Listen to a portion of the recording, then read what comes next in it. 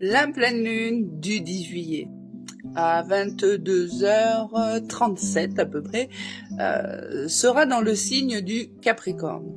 Donc elle va porter avec elle une énergie de maturité, d'ancrage et de vérité consciente. Alors non, ce ne sera pas une lunaison légère, ce sera vraiment un appel à faire face à ce qui est réel, à ce qui a été construit, à ce qui pèse ou à ce qui élève.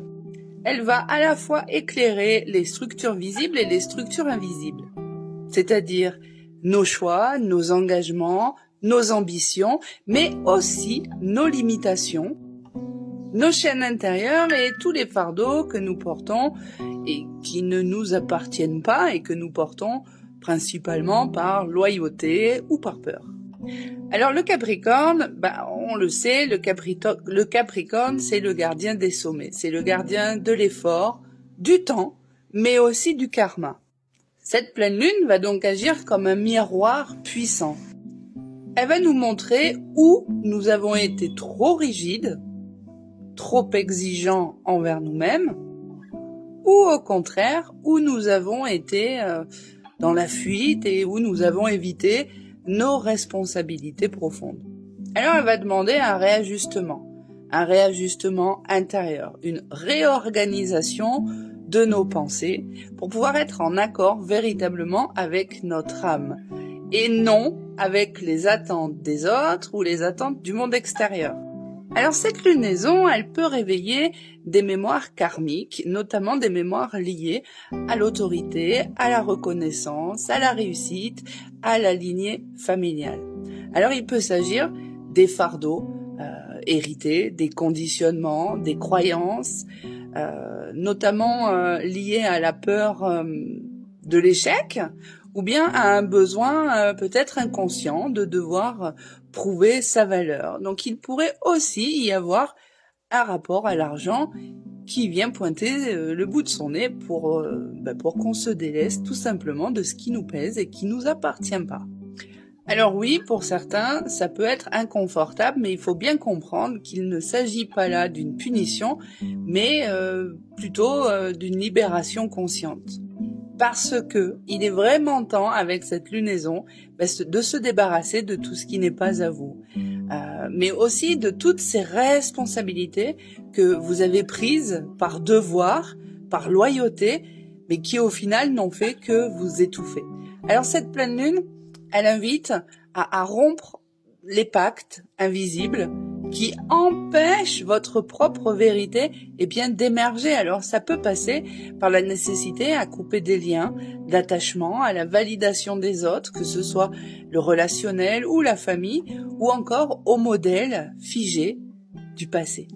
Cette pleine lune-là, en Capricorne, elle agit comme une véritable porte de manifestation. C'est un véritable portail à elle toute seule, très puissant, où elle nous offre finalement une chance unique de pouvoir cristalliser nos visions intérieures dans la matière. Mais nos visions, pas celles qu'on a voulu que l'on ait, pas celles qu'on a prises par obligation, les nôtres.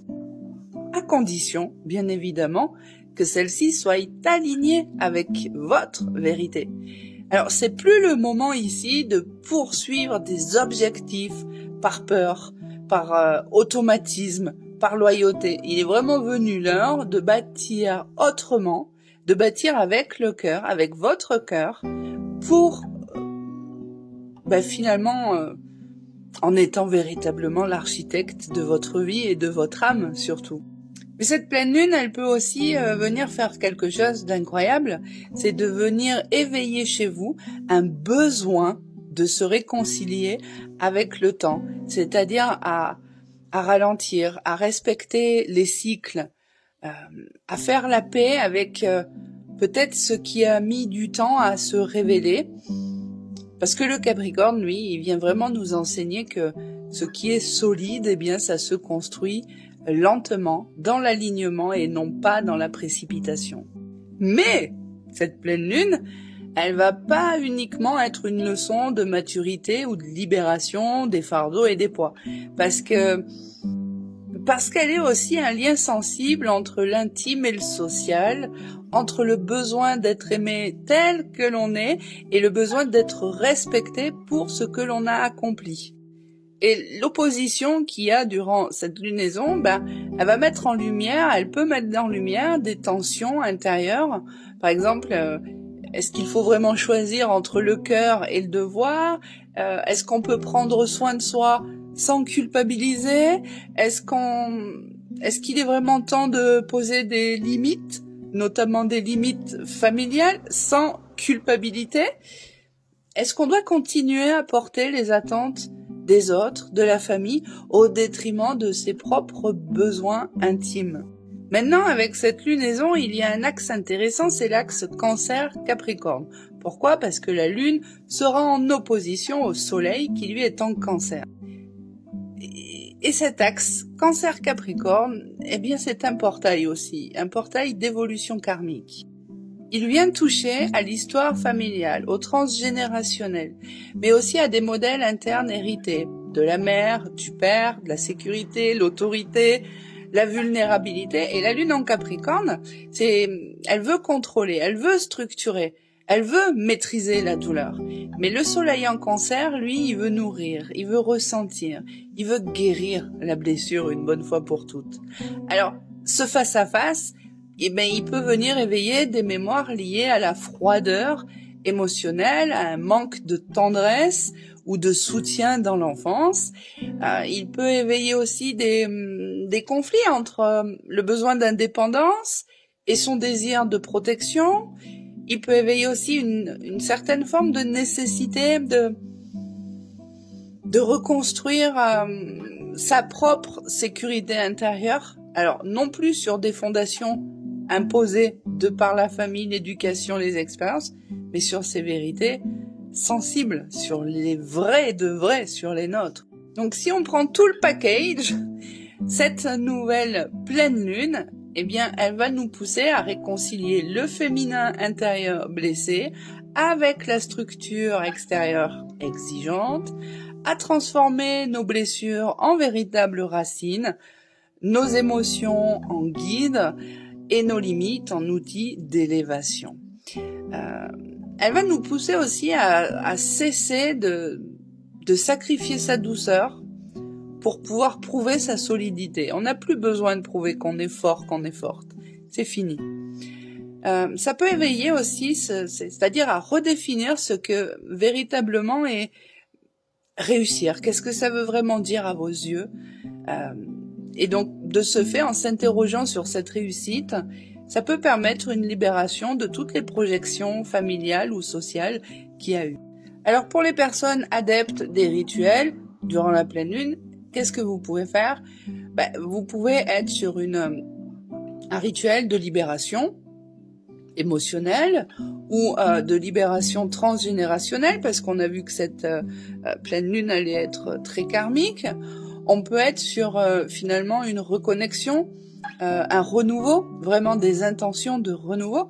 Pour ceux qui en sont friands, je le rappelle, l'alchimie de la lune, c'est mon livre que vous pouvez retrouver dans mon lien, qui contient des rituels. Alors, je le précise, dedans, je les ai séparés, nouvelle lune, pleine lune, lune croissante, décroissante. Il en va de soi que ces rituels-là peuvent être utilisés à n'importe quelle lunaison, à partir du moment où vous le faites en conscience et que vous comprenez ce que vous faites.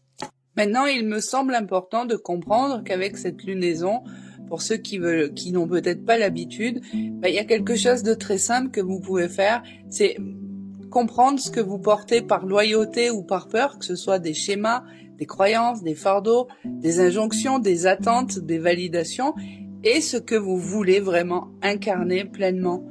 De la force, de l'autorité, mais du cœur, une voix alignée, une vie alignée, vraiment dans l'amour, dans l'authenticité et non plus dans le paraître.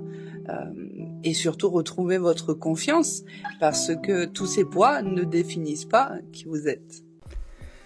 Alors exceptionnellement, le tirage de cette lunaison n'est pas réalisé en direct, mais cela n'altère en rien la justesse du message.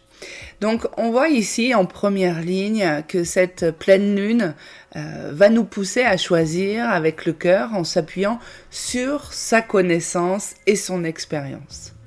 Le soleil, lui, va venir éclairer une vérité, une relation ou une prise de conscience joyeuse. Et avec l'amoureux, eh bien, il y a une décision à prendre. Alors, peut-être une tension entre deux voies, entre deux choix, entre deux personnes, ou entre le cœur et la raison. La papesse, elle, nous invite à ne pas agir dans la précipitation. Au contraire, elle nous conseille d'écouter notre intuition, de faire preuve de patience et surtout, elle nous conseille la recherche intérieure. Alors, on voit très clairement que la lumière est là, mais la réponse ne viendra pas. Sauf si l'on sait se poser et écouter surtout. C'est très important. Sur la deuxième ligne, alors là, eh bien, on a la mort qui annonce une fin nécessaire. Alors cette fin, ça peut être un détachement profond. Ça peut être une mue, parce que je sais que bon nombre de personnes qui sont actuellement dans un chemin d'évolution, il y a cette sensation, cette phase de mue, de transformation. Et le mât à l'envers, eh bien, il indique peut-être une peur de l'inconnu, ou une fuite, ou une errance, ou peut-être tout simplement un manque de direction, un manque de stabilité, ou même un manque d'ancrage.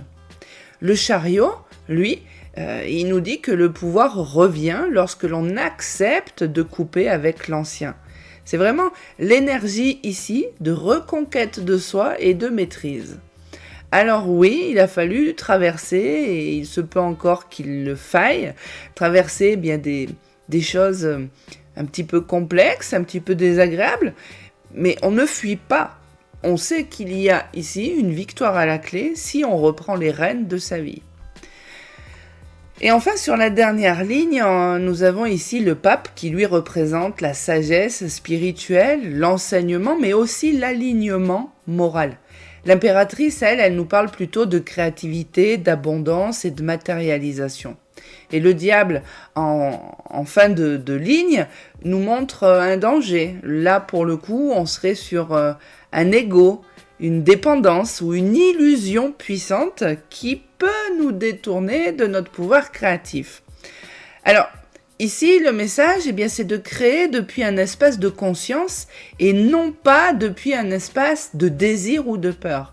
Le diable, lui, il peut piéger si on oublie ses propres valeurs et qu'on se laisse aller, comme on l'a vu, à des illusions, à de la dépendance ou avec un ego. Et il me semble ici que l'ego est le plus juste. On serait face à un ego complètement laissé libre, qui monopolise toute l'attention et qui nous détourne au final de notre voie. Alors cette pleine lune, oui, elle nous propose une grande bascule. C'est une vérité qui se révèle, une décision majeure qui s'impose et elle demande de laisser mourir ce qui ne sert plus, même si cela peut provoquer de l'incertitude, des questionnements, de la peur. Alors ici, ce qu'il faut savoir, c'est que votre pouvoir, il revient quand on s'aligne avec sa vérité intérieure. Mais attention, ce renouveau peut aussi réveiller des attachements toxiques ou des désirs égoïstes. Alors, c'est pour ça, ici, je vais prendre la carte du mât à l'envers. Ici, on vous invite à rester ancré dans votre sagesse, dans votre pouvoir créateur, parce que c'est ce qui va permettre de servir votre vraie voie d'évolution. À très bientôt pour le prochain cycle lunaire et je le rappelle, pour ceux et celles qui sont adeptes de rituels durant les cycles lunaires, avec cette pleine lune-là, vous pouvez faire un rituel de libération, de transgénérationnel aussi. Vous pouvez, ou sinon tout simplement écrire à l'occasion de cette pleine lune les choses que vous voulez laisser derrière vous et les choses que vous souhaitez à l'avenir voir dans votre vie. À très bientôt!